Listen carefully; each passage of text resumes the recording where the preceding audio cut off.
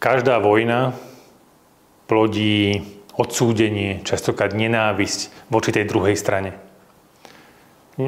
Vojna v Gaze nie je prvá, ktorú žijeme posledné 2 roky.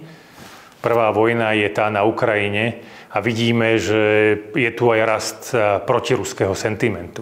Aj proruského, ale o mnoho silnejšie vidíme rast protiruského sentimentu. To znamená, že aj v prípade antisemitizmu, prečo by to malo byť iné? Vojna v Gaze je prítomná v našich médiách. Videli sme zverstva Hamasu, ktoré boli spáchané na židovských civilistoch, ale vojna je krutá na obidvoch stranách. Nedá sa čakať, že postup židovských alebo izraelských vojsk bude v rukavičkách. Nedá sa čakať, že tam nikto nezomrie a nikto nebude trpieť. A keď ľudia sú konfrontovaní s tragédiou a s hrôzami vojny, prirodzene sú zaskočení, šokovaní, znechutení a odmietajú takéto niečo. Každý, kto vidí trpiace palestínske matky, držiace v rukách ich mŕtve deti, musí zaplakať. A to sa týka aj tej židovskej strany. Ale keď pozeráte dlhodobo takéto obrázky, niečo to vo vás zanechá. Zanechá to odsúdenie jednej alebo druhej strany. Hej, veľmi podobne ako v tom ukrajinskom konflikte. Hej, že vidíte zverstva ruskej armády, no tak odsudzujete Rusov. Vidíte zverstva Hamasu, odsudzujete Hamas. Vidíte zverstva izraelskej armády, odsudzujete izraelskú armádu. Hej, že to sú iba príklady. A toto je niečo prirodzené, s čím potrebujeme pracovať a s čím potrebujeme bojovať nejakým spôsobom. A v tomto majú aj veľmi dôležitú úlohu média. Čo ešte môžeme zobraziť a čo už nemôžeme zobraziť. A to nie len televízie alebo niečo podobné, ale aj sociálne siete. Povedať si, že aké zverstvo už nemôžem ukázať proste. Že čo je tak neľudské, že sa na to človek nemôže dívať. Však my nie sme v stredoveku, aby sme sa pozerali na živé popravy ľudí. Odsudzujeme to, že sa to dialo v stredoveku a pozeráme sa na to dnes. To je proste zavrhnutia hodné. A keď sa vyvarujeme tomuto, tak sa vyvarujeme aj z toho vyvierajúceho odsúdenia a nenávisti. To neznamená, že nemáme mať názor na ten konflikt.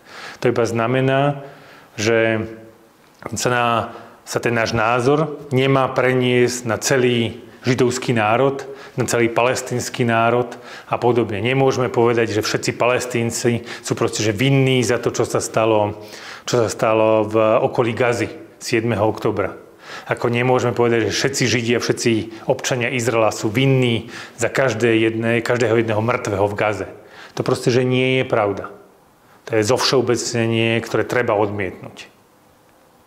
Ale keď sa vrátime k tej pôvodnej otázke, či antisemitizmus je tu? Je tu. On neprišiel 7. októbra z Gazou, on bol prítomný o mnoho skôr. Možno, že stovky rokov predtým, ako my sme sa narodili.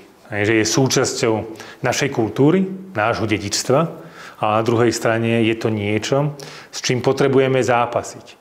Ale nie je to iba jediná negatívna vlastnosť z dejín, s ktorou musíme zápasiť. Že, keď sa pozrieme na slovenskú kultúru a umenie, kto z nás nepozná Turčina Poničana od sama Chalúbku. A to je proste, že akýsi odblesk toho nášho negatívneho pocitu, ktorý máme s Turkou a s moslimou. Že preto v tejto krajine nie je žiadna mešita pravdepodobne.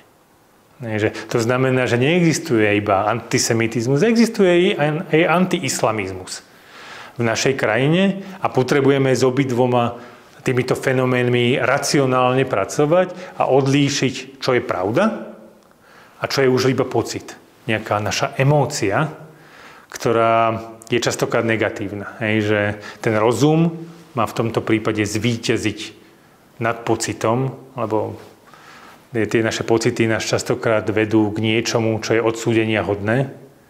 A na jednej strane odsudzujeme nenávisť na Blízkom východe a na druhej strane môžeme sa dopustiť podobnej nenávisti tu v strednej Európe. A to je niečo, čomu sa musíme vyhnúť.